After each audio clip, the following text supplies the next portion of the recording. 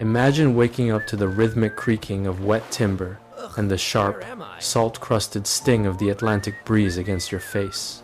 You aren't just a sailor, you are a brother of the coast.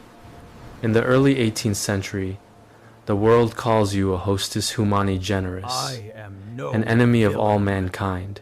But to you, this isn't about villainy.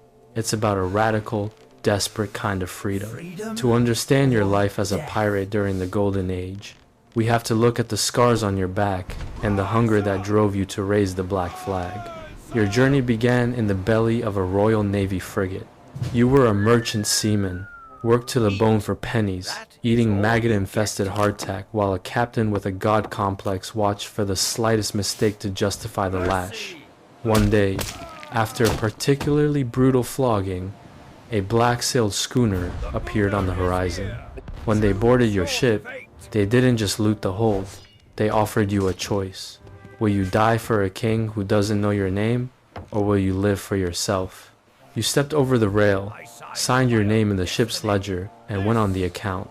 Life on a pirate ship is a shock to the system because, ironically, it is the most democratic society you have ever known.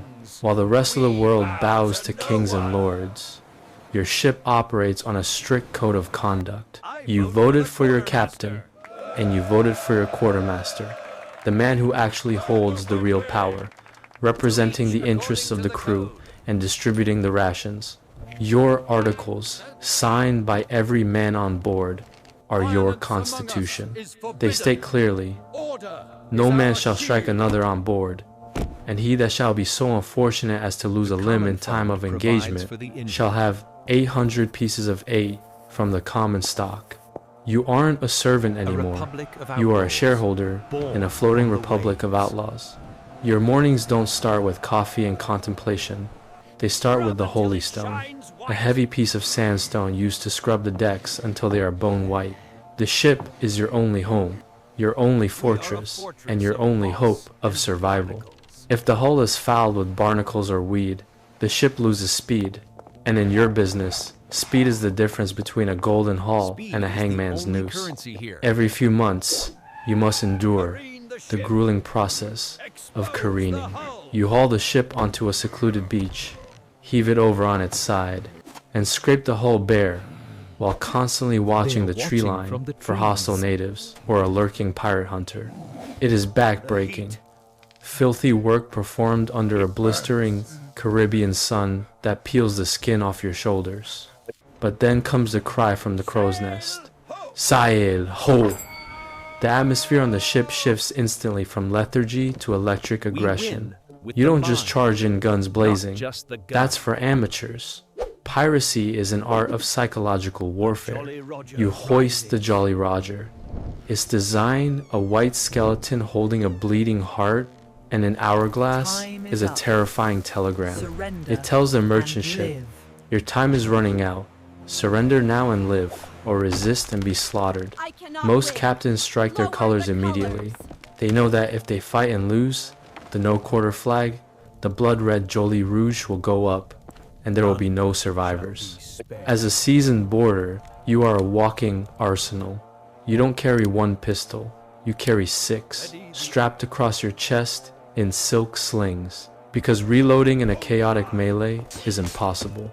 You carry a cutlass, short and heavy, designed for the cramped quarters of a ship's deck where a long sword would get snagged in the rigging.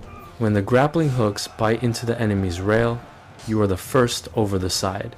The air is thick with the sulphurous stench of black powder and the copper tang of blood. You aren't fighting for a flag, you are fighting for the Spanish plate, the silver, the spices, and the silk that will buy you a lifetime of comfort in a world that wants you dead. The Golden Age isn't just about the fight, it's about the prize. After a successful raid, the quartermaster oversees the division of loot with surgical precision. The captain gets 2 shares, the master gets 1.5, and you get your 1. You head to Nassau or Port Royal, the Sodom of the New World. Here, you spend your silver as if it's burning a hole in your soul. You buy the finest French wines. You drape yourself in stolen silks that no commoner is legally allowed to wear. and you drown the memories of the sea in rum and firewater. For a few weeks, you are a king. You walk the streets with a swagger that terrifies the local authorities, knowing that your presence brings wealth to the merchants and terror to the governors. But the life of a pirate is a ticking clock. The British Parliament has passed the Piracy Act, and the Royal Navy is no longer busy with European wars. They have sent pirate hunters like Woodes Rogers, men who are just as ruthless as you, but backed by the might of an empire. Your world is shrinking. The secluded coves where you once hid are being mapped. The governors you once bribed are now signing your death warrants to save their own skins. You see your brothers captured and brought to execution dock, their bodies hung in iron gibbets and left to rot as a warning to all who would follow the black flag. One humid evening, your ship is cornered in a shallow bay by a 40 gun man-o-war.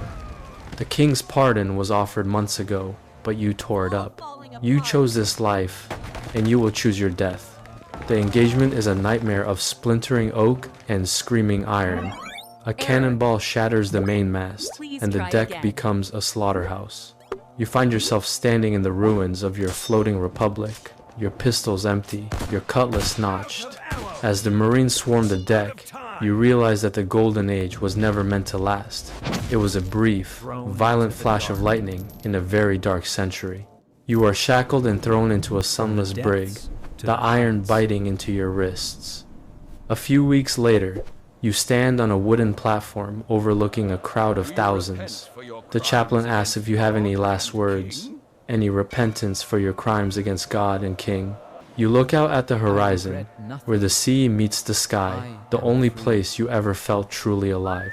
You don't ask for forgiveness. You look the hangman in the eye and give him a mocking grin. You lived more in 3 years under the black flag than most men do in 80 years of kneeling. As the trapdoor drops, your last thought isn't of the gold you buried or the blood you spilled. It's of the moment the wind caught the black silk of the Jolly Roger, and for one glorious, terrifying second, the whole world belonged to you. This was your life as a pirate, a life of radical equality, unimaginable violence, and a freedom so pure it could only end in a hempen jig. You were a spark that defied the darkness of the empire, and though you are gone, the legend of your rebellion will echo through the waves forever.